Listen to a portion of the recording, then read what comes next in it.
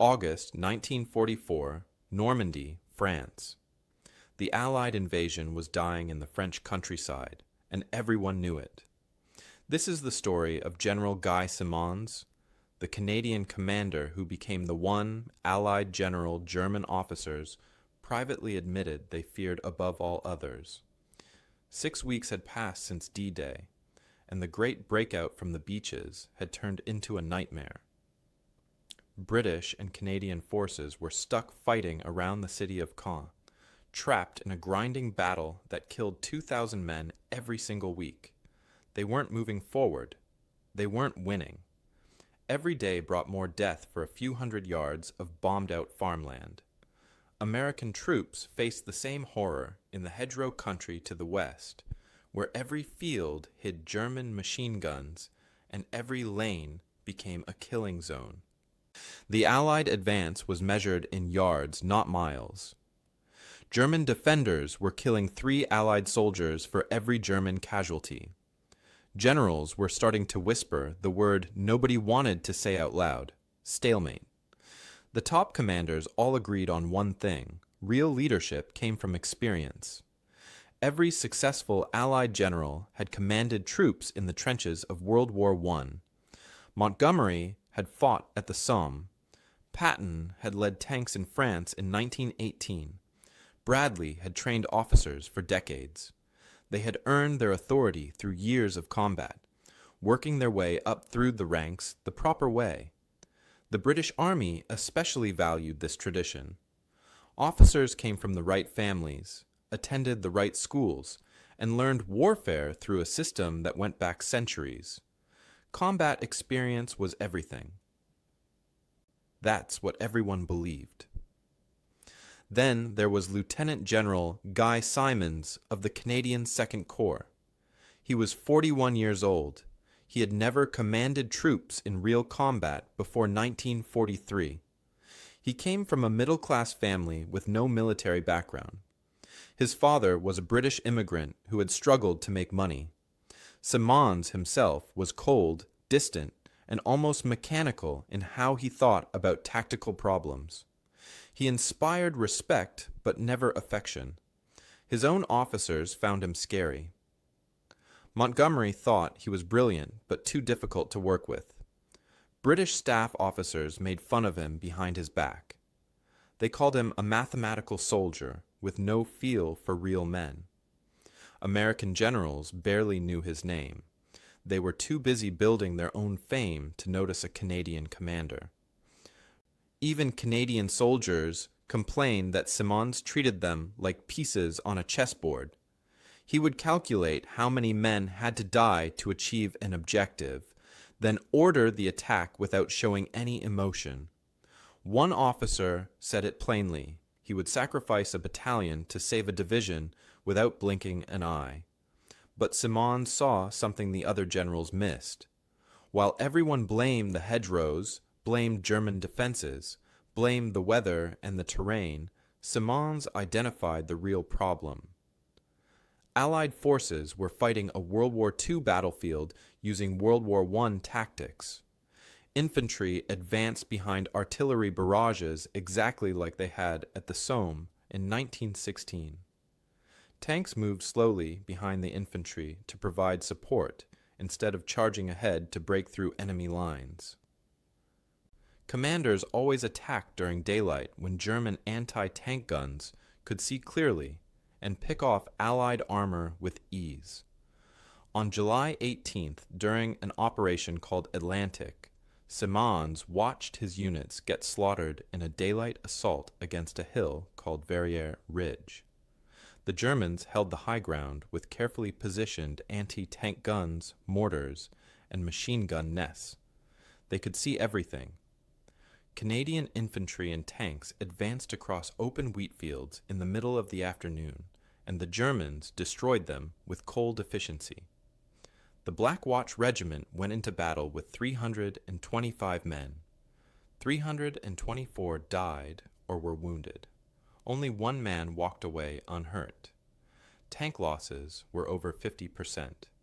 Burning metal hulls littered the wheat fields like tombstones. That night, Simon sat in his headquarters tent staring at casualty reports by lamplight. The numbers were horrific. The waste of life was staggering. But worse than the casualties was the fact that they had gained nothing. The Germans still held the ridge. All those men had died for a few hundred yards of scorched earth that would probably be lost again tomorrow. Other generals would have blamed bad luck or asked for more artillery support or waited for reinforcements. Simons did none of these things. Instead, he drafted a proposal that would change how modern armies fight.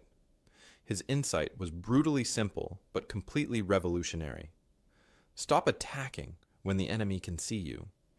The idea seemed obvious once he said it out loud, but nobody had actually done it before. Not at this scale. Not with hundreds of tanks and thousands of men.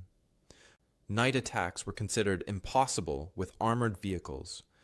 Tanks couldn't navigate in darkness. Units would get lost.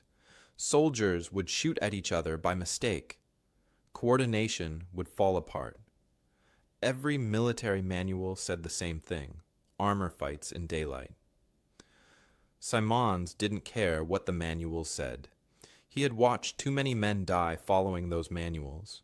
He had seen German anti-tank guns destroy Canadian tanks from a mile away, because they attacked at noon when visibility was perfect.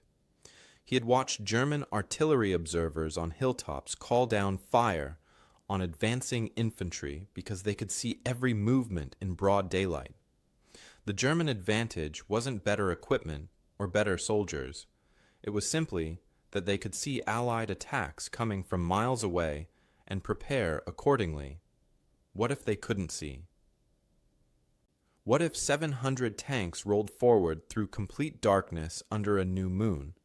What if heavy bombers dropped thousands of tons of explosives on German positions minutes before the armor arrived, with the bombing timed so precisely that tanks would drive through the smoke and chaos before defenders could recover? What if infantry rode inside armored vehicles instead of walking behind them, protected from the machine gun fire that had killed so many? It would be the most complicated military operation ever attempted. It would require perfect timing across hundreds of vehicles. It would demand new equipment that didn't exist yet. It would need navigation systems that had never been tested. And it would have to work the first time because there wouldn't be a second chance. Simons began writing out the technical specifications. He didn't know yet if anyone would approve his plan. He didn't know if it was even possible. But he knew one thing with absolute certainty: the old way of fighting was killing thousands of men for nothing. Something had to change, and if the change cost him his career, that was a price worth paying. Within days, Simons called his plan Operation Totalize, and it would be history's first major nighttime armored assault. The technical specifications were unlike anything attempted before. 720 tanks and armored vehicles would advance in 4 parallel columns through the darkness. Each column would be exactly 200 yards wide.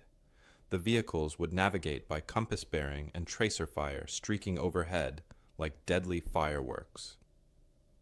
The attack would begin at 11:30 at night under a new moon when darkness would be almost complete. Minutes before the armor rolled forward, 1,020 heavy bombers would carpet bomb German positions, dropping explosives so thick that the earth itself would shake. But infantry couldn't walk behind tanks at night. They would get lost in the darkness and separated from their armor. Machine gun fire would cut them down just like always. Simons needed a way to protect his infantry while they advanced, and the solution came from an unexpected source. He ordered his engineers to take M7 self-propelled guns and remove their main weapons, the big 105mm guns that stuck out the front. What remained was an armored box on tracks with a room inside for a dozen infantrymen. Simons called them kangaroos, and they were the first purpose-built armored personnel carriers in military history. He demanded 76 of them built in 6 days. His engineers thought he was crazy, but they started cutting and welding immediately. The biggest technical challenge was navigation. How do you move 720 armored vehicles in tight formation through complete darkness without headlights? One vehicle getting lost could crash into another, creating chaos. Simons developed multiple backup systems that all had to work together perfectly. Radio directional beacons would be placed every 1,000 yards along the route of advance. Colored tracer fire would mark the boundaries of each column, red on one side and green on the other. Tank commanders would update their compass bearings every 500 yards. Beaufort's anti-aircraft guns would fire on fixed lines every 10 minutes, their bright flashes serving as reference points that crews could navigate toward. Tank crews trained for 72 hours straight on night driving procedures, learning to move in formation without any lights while keeping exact distances from the vehicles around them. Montgomery's chief of staff read Simons's proposal and called it fantastically complicated and impossibly risky. British armor commanders argued that tanks simply couldn't fight effectively at night. Visibility would be under 50 yards. Coordination would collapse within minutes. Units would fire on each other in the confusion and darkness. The whole attack would turn into a disaster. Simons's own staff warned him that concentrated bomber strikes risked hitting Allied forces if the timing was off by even a few minutes. One brigade commander looked him in the eye and said bluntly that this plan would be a catastrophe that would destroy the Canadian Corps. But Major General George Kitching, commanding the 4th Canadian Armored Division, backed Simons without reservation. Kitching understood the math of the Normandy campaign. Conventional tactics meant conventional casualties. The Canadian Army was losing 300 men every single day using daylight attacks. They were running out of replacements. Every week brought fresh graves and fewer trained soldiers. Kitching told his skeptical officers the truth they didn't want to hear. Simons's plan might lose 300 men in one terrible night, but it might also break through German lines and end the stalemate. The old way was guaranteed to keep killing Canadians at the same rate forever until there were no Canadians left to send forward. August 7th, 1944, 11:30 at night. The night was moonless and dark as ink. 720 armored vehicles began rolling forward through wheat fields that were still smoking and burning from the bombing raid. 1,020 bombers had just dropped 3,462 tons of high explosives on German positions. The earth was torn open in massive craters. Trees were shattered into splinters. Buildings were flattened into rubble. Fires burned everywhere, casting strange flickering shadows. German defenders were caught completely unprepared. They expected attacks at dawn like always. That's when armies fought. That's what every battle in Normandy had taught them. They were sleeping in their dugouts and bunkers when the bombs fell. They were still trying to figure out what was happening when Canadian tanks appeared out of the darkness like metal ghosts. The first warning many German soldiers had was the sound of diesel engines roaring past their positions. By the time they grabbed their weapons and climbed out of their shelters, the first wave of Canadian armor was already a mile beyond them, driving deeper into German territory.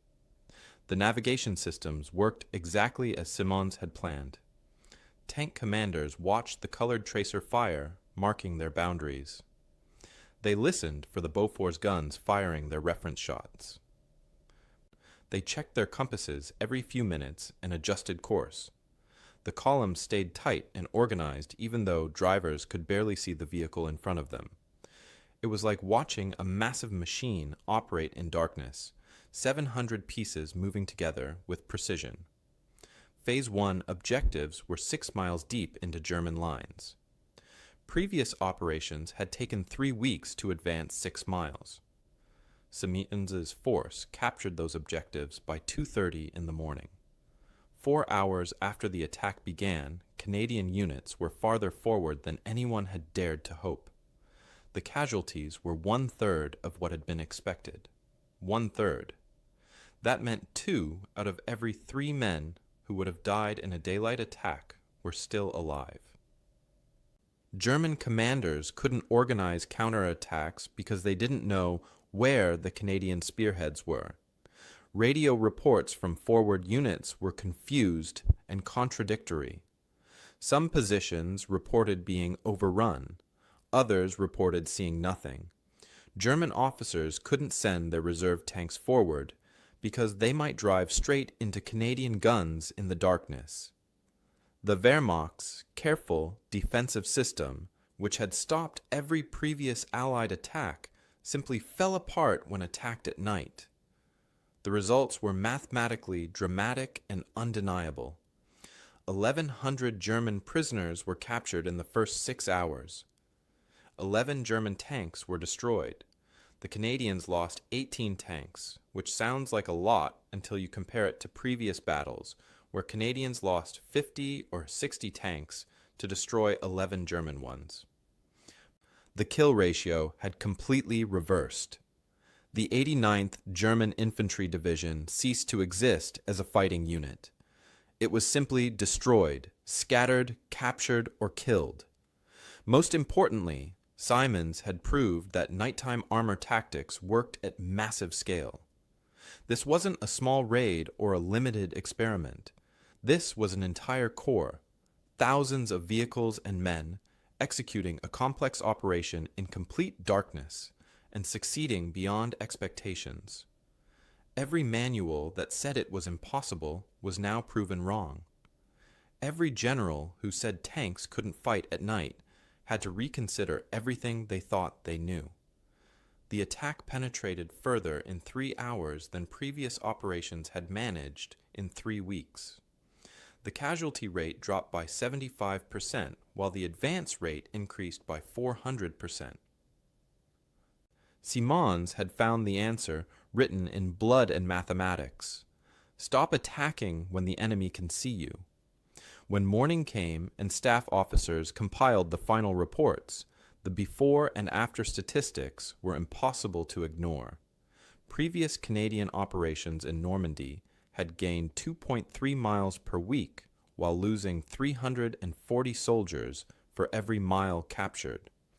Operation Totalize gained 6 miles in 18 hours while losing only 85 casualties per mile.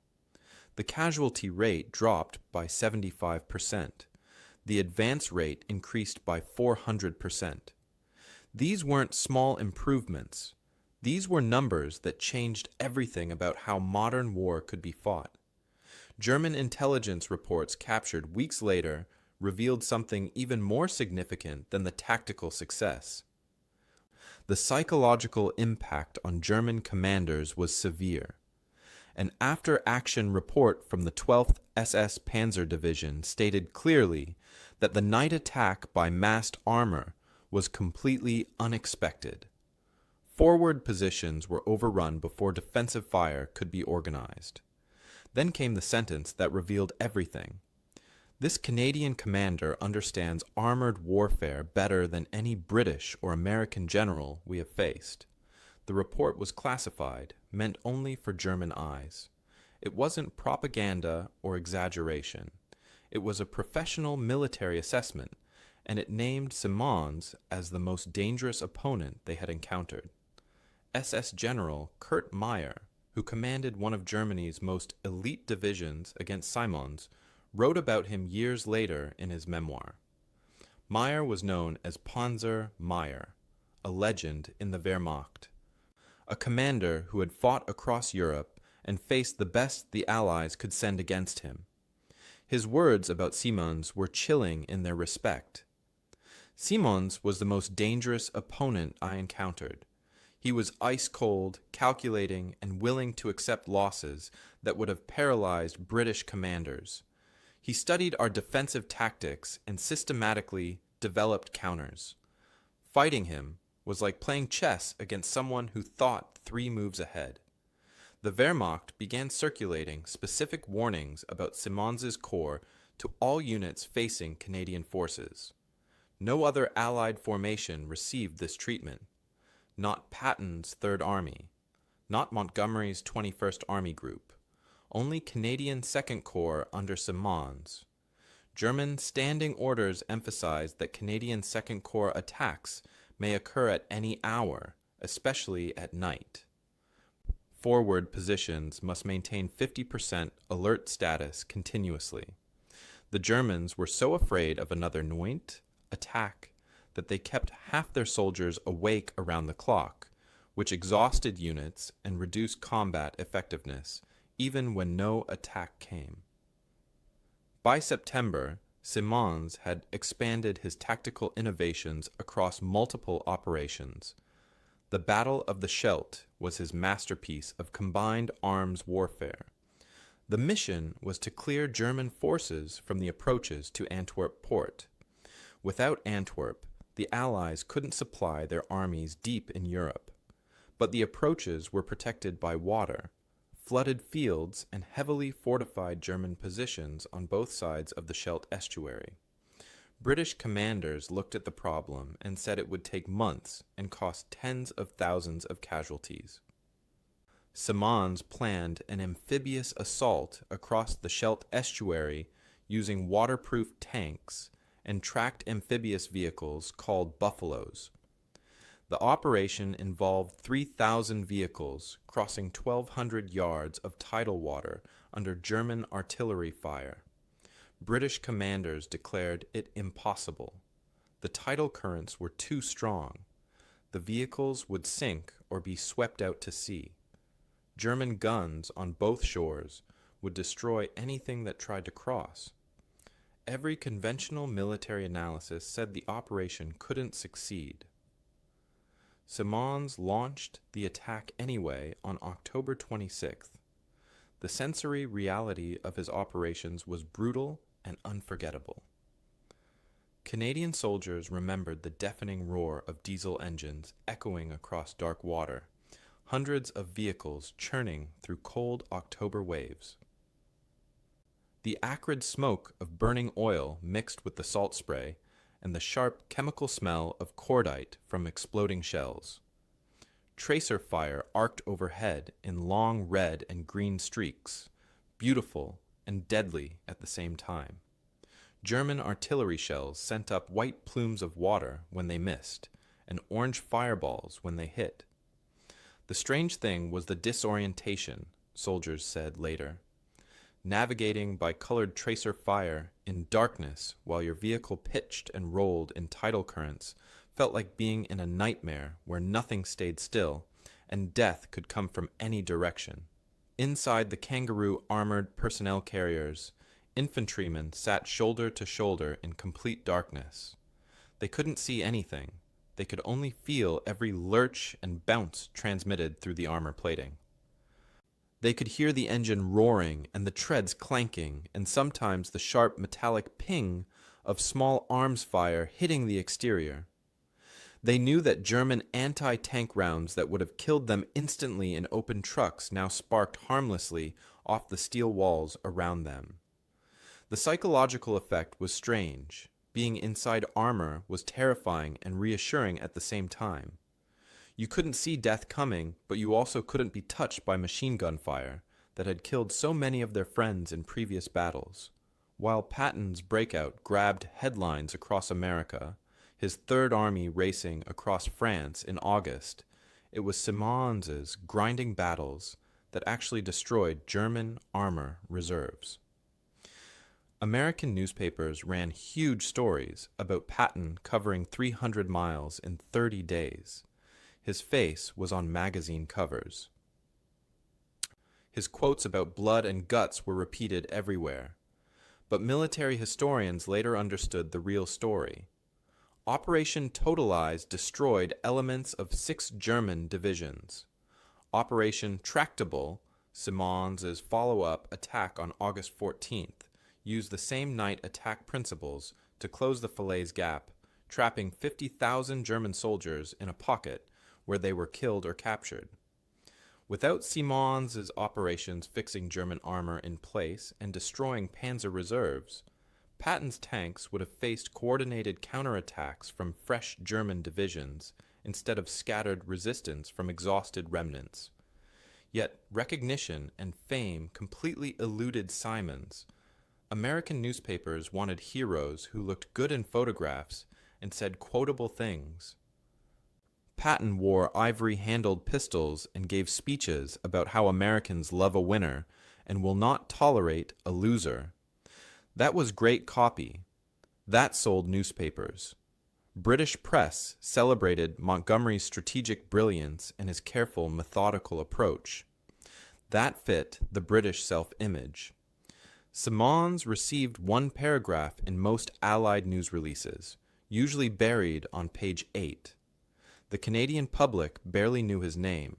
His cold personality made him completely unmarketable compared to colorful Americans or aristocratic British commanders. One war correspondent explained it simply. Patton was great copy. He had pistols, profanity, and bravado. He said outrageous things that made good headlines. Siemens gave precise casualty ratios and tactical assessments in a flat voice. He explained operations using mathematics and statistics. Guess which one sold newspapers? German commanders never forgot him, though. In interviews conducted after the war ended, Wehrmacht generals consistently rated Siemens as the most tactically competent Allied corps commander in Northwest Europe. General Heinrich Eberbach had commanded Panzer Group West before being captured. He knew armor warfare as well as anyone alive. His assessment was devastating for other Allied commanders. If the Allies had 6 generals like Siemens, the war would have ended in 1944. He understood that victory requires ruthless calculations, not inspiring speeches. Most generals want to be loved by their men. Siemens wanted to bring his men home alive, even if they hated him for how he did it. By war's end, the statistics told the real story that newspapers missed. Canadian Second Corps under Siemens had advanced further into German territory, captured more ground, and inflicted more German casualties than any comparable Allied formation. Most importantly, they did this while suffering below-average losses per mile gained. Those numbers represented thousands of Canadian soldiers who survived the war and went home to their families, instead of dying in French wheat fields. Siemens's innovations didn't die when the war ended. They became military doctrine studied and copied by armies worldwide. His Kangaroo armored personnel carriers directly inspired every modern APC that came after. The American M113, which carried soldiers through Vietnam and a dozen other wars, was based on Siemens's design. The Soviet BTR series that equipped Warsaw Pact armies for decades followed the same basic concept. The Israeli Merkava tank, designed in the 1970s, included a rear compartment for infantry, because Israeli generals had studied Siemens operations and understood that infantry and armor must move together under protection. Every modern mechanized army in the world uses armored personnel carriers as standard equipment, and they all trace back to those 76 Kangaroos that Siemens's engineers welded together in 6 desperate days in August 1944. His nighttime armored tactics became required study at every major military academy. West Point taught Operation Totalize as the definitive example of tactical innovation under pressure. Sandhurst analyzed his navigation systems and coordination methods. The Soviet Frunze Academy translated his operational plans and made them required reading for officers commanding tank divisions. The Israeli Defense Forces adopted his principles wholesale after studying how he won battles. Israeli doctrine emphasized concentrating armor at unexpected points, attacking at unexpected times, and accepting calculated risks to minimize overall casualties. These were pure simons, filtered through a different army fighting different enemies, but following the same cold mathematical logic. After the war ended, Simons rose to the highest positions in Canadian military leadership. He became Chief of the General Staff of the Canadian Army from 1951 to 1955, the top Army position in Canada. Then he became Chairman of the Chiefs of Staff Committee, which made him the senior military advisor to the Canadian government, a position he held until 1960. He modernized Canadian forces to NATO standards during the Cold War. He introduced helicopter assault tactics years before the Americans used them in Vietnam. He established Canada's professional military education system that trained officers in systematic tactical thinking rather than just traditional leadership. Everything he touched became more efficient, more professional, more focused on results rather than tradition. Yet despite holding Canada's highest military positions for nearly a decade, he remained virtually unknown to the Canadian public. There were no Hollywood films about the icy Canadian general who terrified the Germans. There were no best-selling memoirs with dramatic stories and colorful language. There were no ticker-tape parades or monuments in city squares. Simons simply did his job, retired quietly, and faded from public memory while Patton and Montgomery became household names that everyone recognized. When Simons died in May 1974, his obituary in the New York Times ran exactly 6 sentences. 6 sentences for a general who had commanded corps-level operations across Northwest Europe and then led an entire nation's military through the Cold War. When Patton died in 1945, he received 3 full columns of coverage. When Montgomery died in 1976, the Times gave him a full page with photographs and detailed analysis of his career. The general that German officers feared most received less recognition than lieutenants who had better publicists and more dramatic personalities.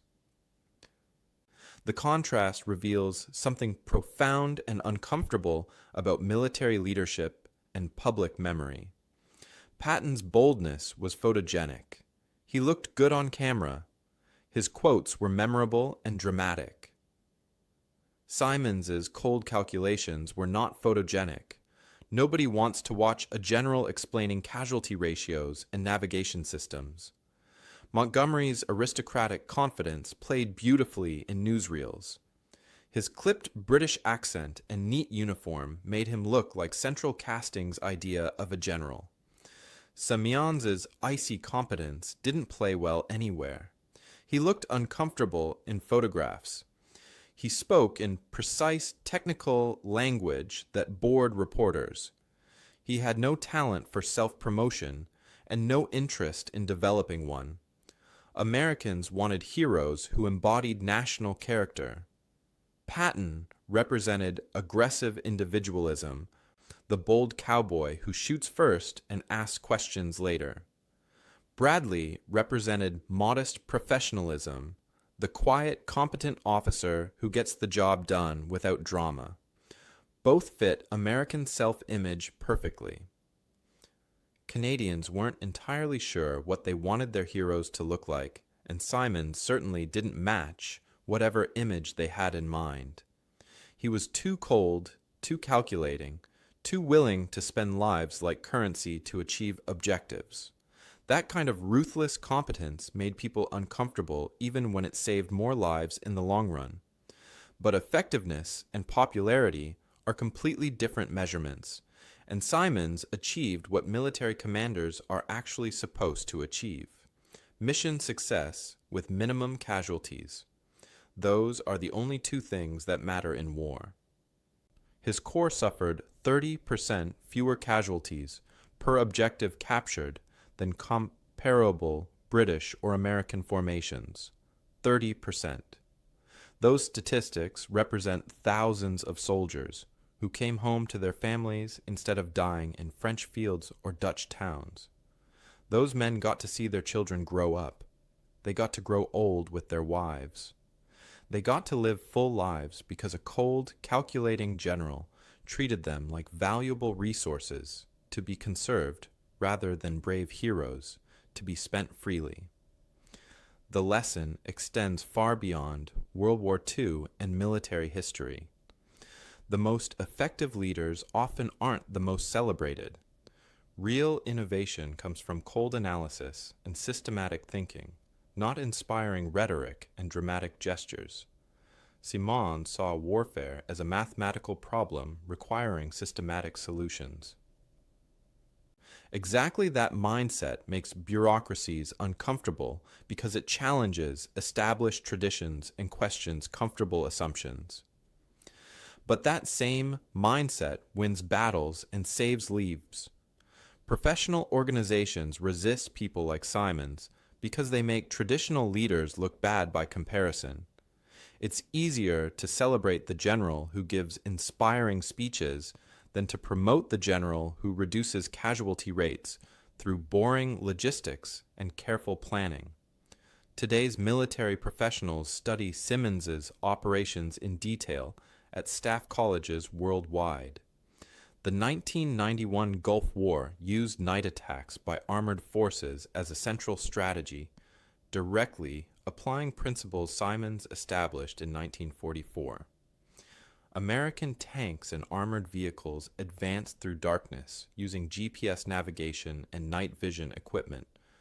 But the operational concept was pure Simon's. Attack when the enemy can't see you. Modern combined arms doctrine, which integrates armor, infantry, artillery, and air support into coordinated operations, follows patterns he established 80 years ago. Every time a modern army conducts a major offensive operation, they're using tactics and principles that Simon's developed while other generals were still thinking about World War I. Perhaps the deepest irony of Simons's story is that he earned exactly what he valued most. Not fame or affection or public recognition. He earned professional respect and tangible results. German generals who fought against him understood his achievement even if newspapers didn't care. Those German assessments, written for internal use with no reason to exaggerate or flatter, prove more significant than any parade or medal. When your enemies fear you above all others, when they study your methods and warn their troops specifically about you, when they rate you as the most dangerous opponent they faced, that's the ultimate professional recognition. Fear is the tribute that professionals pay to excellence. Simon's earned that tribute through cold calculation, systematic innovation, and ruthless focus on the only mission that mattered: winning battles while bringing his soldiers home alive.